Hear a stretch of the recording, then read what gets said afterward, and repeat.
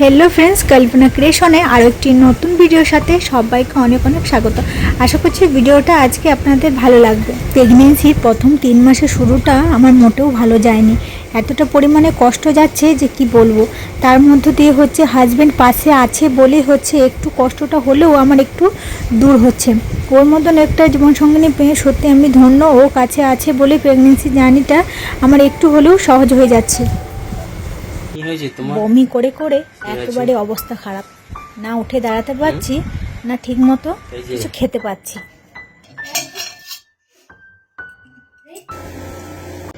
আজকের ভিডিওটা দেখুন, একটু অন্যরকম ভাবে শুরু করলাম। যদি ব্লগটা আমি শুরু করিনি, বড়ই শুরু করেছে। ওই কিছু কিছু ক্লিপ তুলে দিচ্ছিল। আজকে কিন্তু আমার শরীরটা ভীষণ খারাপ, তাও আবার সকাল দিক করে মুভমেন্টটা যদি এরকম হয়ে যায় তা সারা দিনটা আমার কিভাবে কাটবে বলুন। আজকে কিন্তু বমি করে করে একেবারে অবস্থা খারাপ হয়ে গেছে। ভাবিনি যে এইভাবে আমার সকালটা শুরু হবে। আর সকালটা উঠে পড়ে মানে প্রথমেই গেছি বমির মুখে। উঠে পড়ে না ঠিকমতো দাঁড়াতে পারছি না ঠিকমতো বসতে পারছি। উঠে পড়েই বমি করলাম। তারপর হচ্ছে ব্রাশ করে এসে শুয়ে দিয়েছি। তাই বড় একটু ওই যে ক্যামেরা করছিল, বলছে কি হয়েছে তোমার, উঠে পড়ো, কিছু খেয়ে নাও। বমি করলে কি আর খেতে মন চায়? কিছুতেই পাচ্ছি না। প্রেগনেন্সির 3 মাসের শুরুটা আমার ভীষণ কষ্ট যাচ্ছে। আমার কিন্তু সত্যি বন্ধুরা ঠিক মতো কিন্তু যাচ্ছে না, ভীষণ কষ্ট যাচ্ছে। আর হচ্ছে এই তো 2-3 দিন হলো ডক্টরে চেক আপ করিয়ে নিয়ে এলাম। তো তার মধ্যে হচ্ছে বমির ওষুধ দিয়েছে, সেগুলো খাওয়া শুরু করব। তো ওগুলো খাওয়া শুরু করলে আশা করি বমির ভাবটা যতটা হচ্ছে সেটা কিছুটা কমে যাবে। তো আমার এরকম অবস্থা দেখে হাজব্যান্ড আর কাজে গেল না, বলল তোমাকে এইভাবে ফেলে রেখে দিয়ে আমি কিভাবে কাজ করতে পারি।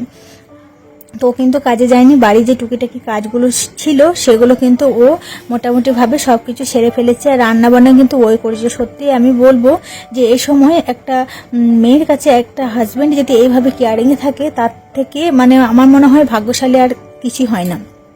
সত্যি ওর মতো একজন হাজব্যান্ড পেয়ে আমি অনেক অনেক অনেক ধন্য।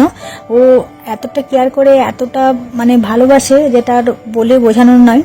তো যাই হোক, ও বাড়ির টুকিটাকি কাজগুলো সমস্ত কিছু মোটামুটিভাবে কমপ্লিট করে ফেলেছে। তারপর হচ্ছে সন্ধ্যে দিক করে ও এনে দিয়েছিল বেশ কিছুদিন আগেই। বলেছিল পাস্তা এনে দিয়েছে আর হচ্ছে যে বিস্কিট। বললো তোমার যখন কি মন চাইবে তখন তুমি খাবে বানিয়ে।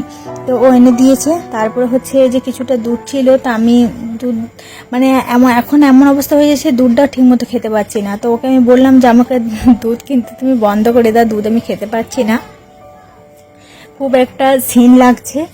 বললাম হরলিক্স এনে দেবে, আমি হরলিক্সই খাবো, আমি আর দুধ পাচ্ছি না খেতে। তো দেখা যাক কতটুকু করতে পারি। ও বলছে না তুমি দুধই খাবে, হরলিক্স খাওয়ার দরকার নেই, দুধের যে প্রোটিনটা আছে সেটা তুমি হরলিক্সের মধ্য দিয়ে পাবে না। যাই হোক, ও তারপরে এনে দিয়েছিল হচ্ছে আইসক্রিম, তারপর হচ্ছে পাস্তা। পকেটটা বানাইনি, ও দোকান থেকে কিনে এনে দিয়েছিল। যেহেতু অনেক গরম পড়েছে সেই জন্য বললো তুমি একটু আইসক্রিমটা খাও। তো সেই জন্য আমি আইসক্রিমটা খাচ্ছিলাম। আর আমি তেমনভাবে রাত্রে রান্নাবান্নাগুলো করিনি। এই যে দেখুন, আমার হাজব্যান্ডই কিন্তু সমস্ত কিছু রান্নাবান্নাগুলো করছে। ও রাত্রেবেলায় করে দিয়েছিল এক তরকারি ভাত, ডাল করেছিল আর হচ্ছে ডিমে আলুতে রান্না করে দিয়েছিল। তো ওই কিন্তু সমস্ত কিছু করেছে। সত্যি ও এত রান্না করছে, আমার ভীষণ খারাপ লাগছে। কি করব, শরীরটা সাথ দিচ্ছে না বলে তো আমার কাজে হেল্প করছে এতটা। শরীর ঠিক হয়ে গেলে আমি আবার সেই রোজকার রুটিনে সমস্ত কিছু করে ওদেরকেই তো আমি খাওয়াবো। কে খাওয়াবে বলুন? আমাকেই তো খাওয়াতে হবে রেঁধে বেড়ে, তাই না? তো পাশে থাকা দরকার, সাপোর্টে থাকা দরকার। তো যাই হোক, এক তরকারি ভাত করে দিয়েছে, এখন আমরা খেয়ে নেব। তারপর হচ্ছে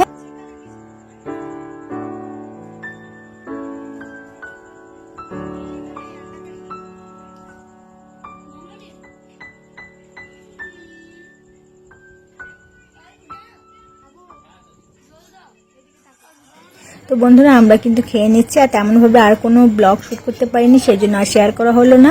তারপর হচ্ছে এই যে একেবারে সকালে ব্লগটা আপনাদের সাথে শেয়ার করছি। তো এখন হচ্ছে সকালবেলাতে ওই যে 9:30টার দিক করে ছেলে গেছিলো হচ্ছে খিচুড়ি সেন্টারে, ও খিচুড়ি নিয়ে চলে এসেছে। আমি আজকে খেয়ে নেব খিচুড়িটা, আজকে বাবু খাবে না। আজকে ও বলে দিয়েছে মা আজকে আমি খাবো না, আজকে তুমি খেয়ে নাও। যেহেতু কয়েকদিন ধরে ওই খিচুড়ি ডিম খাচ্ছে, আমি অল্প খাই, বেশি খাই না, ছেলেকেই দিয়ে দিই, ওই খেয়ে নেয়। তারপর হচ্ছে আমি কিন্তু আজকে আমার ও তারপরে ছেলেও বললো যে মা আজকে তুমি খেয়ে না, আজকে আমি আর খিচুড়ি ডিম খাবো না। তো সেই জন্য কিন্তু আজকে কিন্তু আমি খেয়ে নিচ্ছি। স্নান টান করে এসে এগুলো করে স্নান টান করে তারপর হচ্ছে আমি খেয়ে নিচ্ছি। তারপর হচ্ছে কিছুটা এই যে পই পাতা ছিল, তো এটা বাড়িতে লাগানো পই পাতা টাটকা, তো এগুলো দিয়ে গেছে, সেই সাথে আম।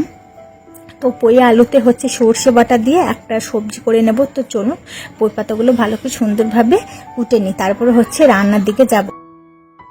এই কঠিন সময়টাতে আমার হাজবেন্ড যদি না থাকতো হয়তো আমি নিঃস্ব হয়ে যেতাম। সত্যি আমার এই কঠিন পরিস্থিতিতে, এখন যে আমি প্রেগনেন্ট আছি এই পরিস্থিতিতে যে আমার হাজবেন্ডের পাশে আছে এটা নয়, ও সব সময় আমার পাশে থাকে এবং ও সব সময় আমার কেয়ারিংয়ে থাকে। সব সময় একটু কিছু হয়ে গেলে ওর একদম কিছু ভালো লাগে না, চটপট ওষুধের ব্যবস্থা করে, যাবতীয় যেটাতে আমি সুস্থ থাকি সেটা ও সমস্ত কিছু করে, যেটাতে আমি খুশি থাকি সেটাও ও সমস্ত কিছু করে। তো ওরা না থাকলে আমি কিছুই না।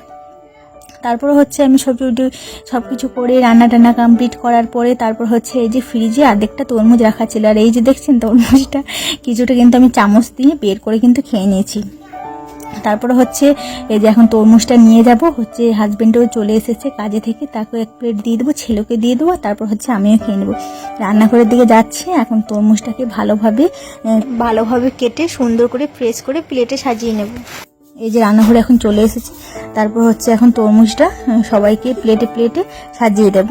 এই যে সাজিয়ে নিয়েছি সবারই জন্য। তো যাই হোক বন্ধুরা, ভিডিওটা আমি এখানে এন্ড করছি। ভালো লাগে তাহলে অবশ্যই লাইক কমেন্ট করে পাশে থাকবেন।